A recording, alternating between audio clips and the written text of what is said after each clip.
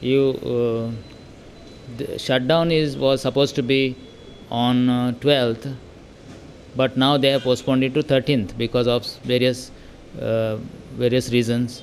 And on 13th there will be a shutdown from 7 a.m. to in the evening 2 p.m.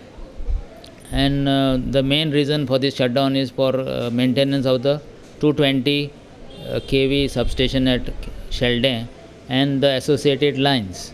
And so we are going to have this shutdown is going to affect Konkani, Shalpe, Konkani, and Benauli, Beli, and Margao will also be slightly affected, but we are taking care of that.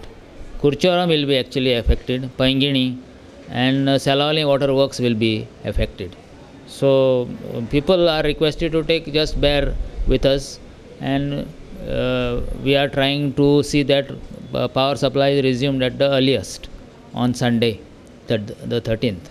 Thank you.